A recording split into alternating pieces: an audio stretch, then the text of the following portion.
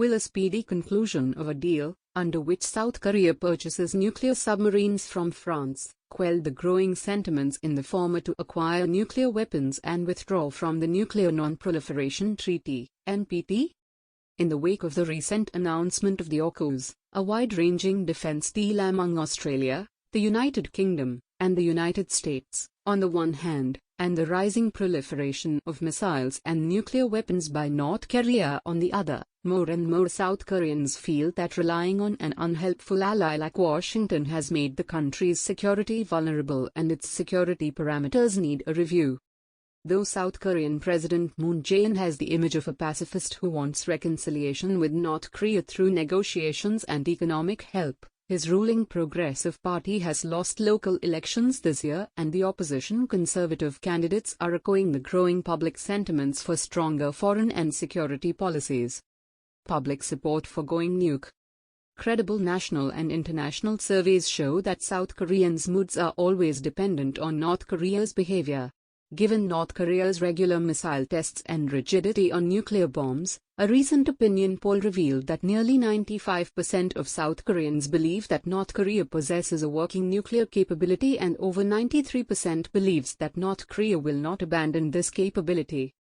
As a result, nearly 70% of the respondents supported developing indigenous nuclear capability and over 61% supported reintroducing tactical nuclear weapons of the United States in the country that were withdrawn in 1991, in the country. It may be noted that a survey conducted by Gallup in South Korea in 2017 had shown that 60% of respondents were in favor of nuclear weapons.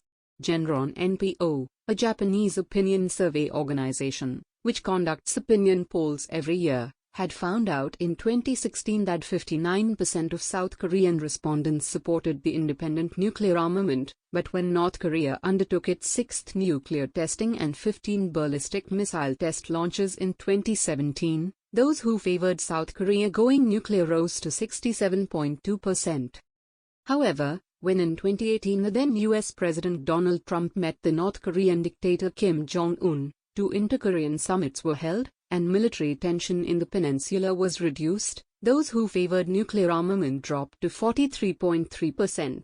But the next year in 2019, it again went up to 59.6% when North Korea reneged its promises.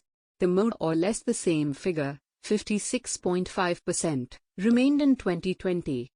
In a recent essay, Professor Chung In-moon, a former national security and foreign affairs advisor to President Moon Jae-in, has traced the growing nuclear and missile capabilities of North Korea and how these developments have shaped political and public debates on nuclear weapons in South Korea and in Japan. According to him, in South Korea, there are 2 schools of thought that seek nuclear armaments. One school of thought, the teleological school, seeks nuclear armament as a matter of promoting nuclear sovereignty, based on the logic of nuclear for nuclear. The other school of thought, instrumentalist, which has an upper hand, pushes for a conditional, independent nuclear armament based on enhancing the credibility of U.S. nuclear extended deterrence. They favor redeployment of American tactical nuclear weapons or nuclear sharing between South Korea and the United States. Washington's sole security ties. It may be noted that the United States and South Korea do have a security alliance under which U.S. troops are present in the country, and the latter, like Japan, is under a U.S. nuclear umbrella. In fact, until 1991, American nuclear weapons, 951 tactical nuclear heads, to be precise, were stationed in the peninsula. The U.S. decision to withdraw nuclear warheads from South Korea was based on the rationale that since North Korea then did not have nuclear weapons and was a party to NPT, it would be unjustifiable for Washington to use tactical nuclear weapons against a non-nuclear country.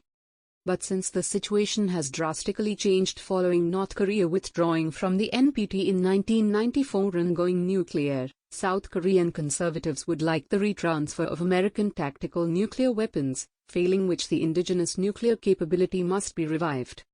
The point of this school is that as without nuclear weapons, South Korea will become a slave of a nuclear North Korea, the former should have its own nuclear weapons to create a balance of power on the Korean peninsula and in the region. By so doing, South Korea will also become a credible middle power with nuclear weapons that can prevent the outbreak of war. South Korea's nuclear capability was never in question since the days of late President Park Chung-hee, when the then Nixon administration was thinking of reducing the U.S. presence from the peninsula as per its Guam Doctrine, 1969, that said that henceforward, the U.S. would like to provide more economic and security assistance to the Allies than keeping American troops in them. South Korea's plutonium stockpile. In fact, in 2004, Seoul revealed to the International Atomic Energy Agency that it had attempted to enrich uranium as late as 2000. It had conducted chemical uranium enrichment from 1979 to 1981, separated small quantities of plutonium in 1982, experimented with uranium enrichment in 2000, and manufactured depleted uranium munitions from 1983 to 1987. In his essay, Professor Moon has pointed out how in 2016, Charles Ferguson, then president of the Federation of American Scientists, estimated that South Korea had up to 4,330 bombs worth of plutonium at the Wolsong site, assuming a conservative estimate of about 6 kilograms plutonium for a first-generation fission device. He had also mentioned how Sukune Yul, a professor of nuclear engineering at Seoul National University, asserted that South Korea has plutonium enough to produce 5,000 nuclear warheads of 100 kilotons. If we, South Korea, decide to stand on our own feet and put our resources together, we can build nuclear weapons in 6 months with the investment of $1 billion. Despite all this, Professor Moon, however, is not sanguine that South Korea will go nuclear in near future because of fear of international sanctions and negative impacts on their economy and the civilian atomic industry, a potential rupture in their alliance relationship with the United States. On the other hand, analysts like Joel Peterson-Evera argue that South Korea will be the next marine power to purchase or develop nuclear submarines. And in this, France, humiliated by the AUKUS, will come to South Korea's help. There were reports in 2018 that South Korea's Navy was reviewing a plan to build a 5,000-ton nuclear-powered submarine in an effort to boost its deterrence against North Korea's sub-based nuclear attack capability. This submarine was to be modeled after the French 5,300-ton Barracuda-class sub. Since nuclear-powered submarines are not covered by the NPT to which South Korea is a party, France could always help it.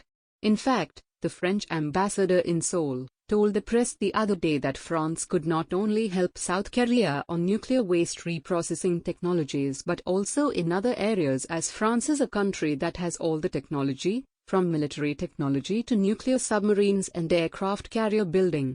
France and the United States are the only countries that have all the technology related to nuclear submarines. Decoded: how the US itself punctured Afghan military capabilities to hand easy victory to the Taliban. Of course, South Korea does have an agreement with the United States since 2015 that regulates nuclear cooperation between the two countries. But that agreement does not cover nuclear propulsion in a submarine. In light of the AUKUS deal, it is likely that South Korean policymakers will press for such an agreement. If Australia can have nuclear subs, why can't we? South Korea may be even interested in combining nuclear propulsion with its recently demonstrated submarine-launched missile, SLBM, capacity, argues Evera. He then goes further to say, if South Korea was to acquire nuclear submarines from France, their reactors would likely run on low-enriched uranium, LEU. While LEU poses a larger risk for diversion, as reactors built to run on LEU need to be refueled more often, this material is not immediately usable for weapons production, and South Korea already possesses large quantities of it through its civilian nuclear program. Still, South Korea's poor past record on non-proliferation shows that the risk remains that nuclear material which is not subject to IAEA's monitoring measures, safeguards, might be diverted to proscribed uses. Therefore, many may agree with Evera's conclusion that South Korea may not go immediately for nuclear weapons, but its acquiring nuclear submarines from France could undermine a non-proliferation norm in a country where it is already weakened, and in a region which is undergoing a significant arms race.